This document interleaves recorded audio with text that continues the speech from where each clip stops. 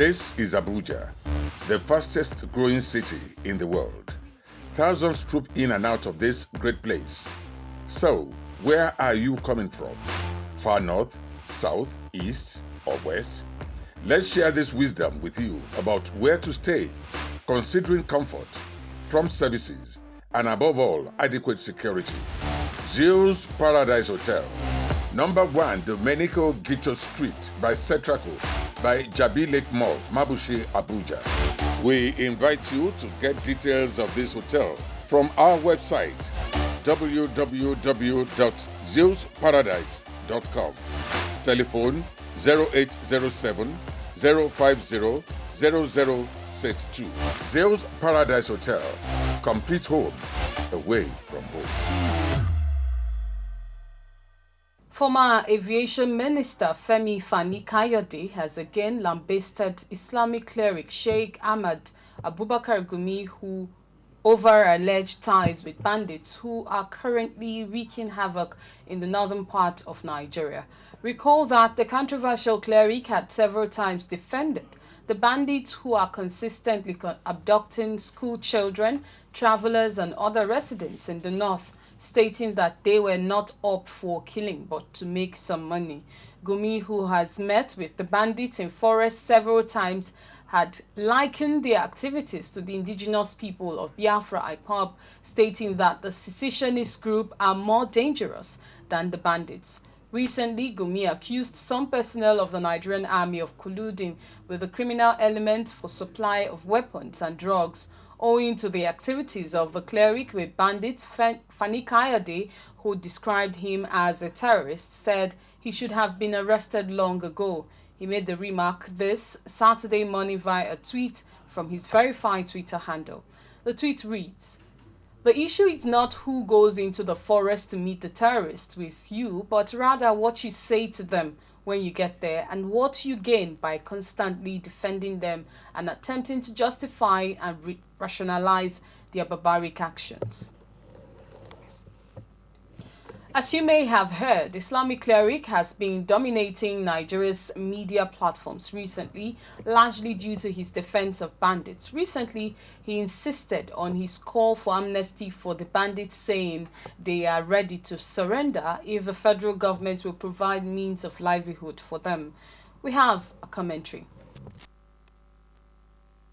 Islamic cleric Sheikh Gumi has declared that Nigeria is fighting a tribal war, calling for amnesty for bandits if they must quit their criminal acts. He specifically urged farmers across the country to allow herdsmen to protect their forests. According to Gumi, with the ongoing tribal war, the federal government is supposed to remain neutral.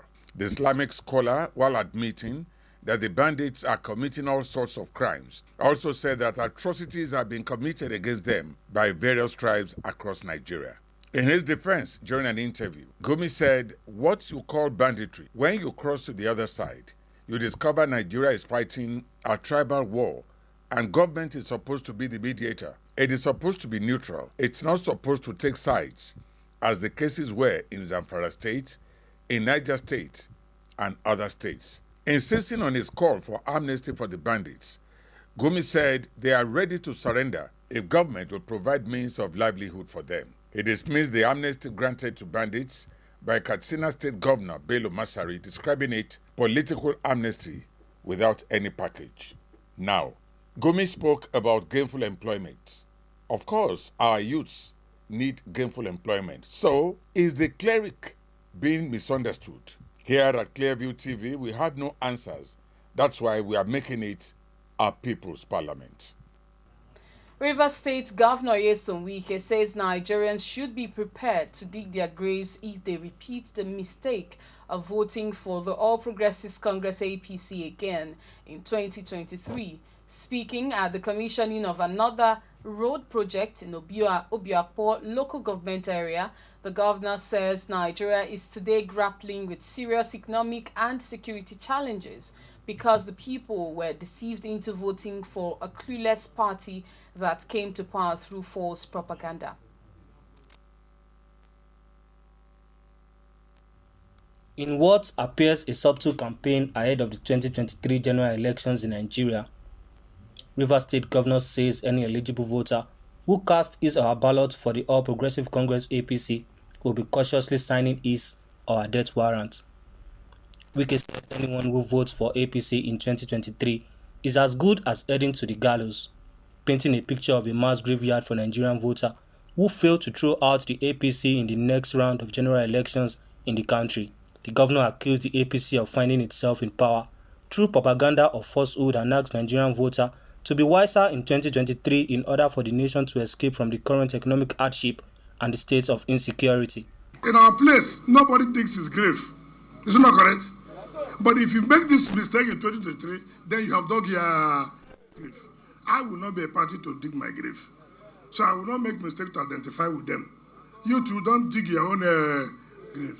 If you don't want to dig your grave, then make sure by 2023 we chase them out. Also speaking, former Senate President Yocha Ayu lamented the current poor leadership that has plunged the nation into serious security crisis, while calling for the strengthening of the existing tiers between the government and the people of Benue and Rivers State. Ayu advised Nigerians to vote wisely come 2023. Every Nigerian is suffering today. Our currency is the weakest currency on the African continent, even though we are supposed to be the most the vibrant economy, because we have a leadership that is completely clueless, a leadership that does not particularly care for the Nigerian people.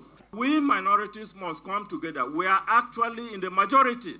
There's no reason to be afraid of anybody who calls himself a majority ethnic group in Nigeria. The real majorities are we, the minority nationalities. The problem is that we don't unite. Coming forward, we shall unite and make sure we rule this country effectively and give it the leadership it deserves. In the last 6 years, Governor Wike has emerged as a moving force behind the People's Democratic Party (PDP), which lost power at the federal level to the APC in the 2015 general elections. Senator Dino Melaye, who represented the Kogi West Senatorial District at the 8th National Assembly, has told his critics rumoring his affair with Nigerian ladies not to be worried and that he will soon marry. Recall that some Nigerians on social media had accused the popular politician of dating some Nigerian celebrities, alleging that he has kids from different women. But Dino, who tweeted in Pidgin English via his official Twitter handle, described them as jobless people. The 47-year-old politician is currently unmarried. He was previously married to Tokunbo Melaye for 10 years with 3 children. Tokunbo, however, filed for divorce sometimes ago over alleged domestic violence. And on the foreign scene, the U.S.-wide ex-police officer convicted of murdering African-American man George Floyd in Minneapolis in May 2020 has been sentenced to 22 years and 6 months in jail. The judge said Derek Chauvin's sentence was based on abuse of a position of trust and authority and also the particular cruelty shown to Mr. Floyd. Floyd, 48, died after Chauvin knelt on his neck for 9 minutes. His murder caused global protests against racism and police brutality. Chauvin, 45, was convicted of second-degree murder and other charges last month. During his trial, his lawyer described the killing as an error made in good faith. Chauvin was also told to register as a predatory offender and was barred from owning firearms for life. He and 3 other former officers are separately charged with violating George Floyd's civil rights. The Floyd family and their supporters welcome the sentence. I am Prudence Okona. Many thanks for joining us.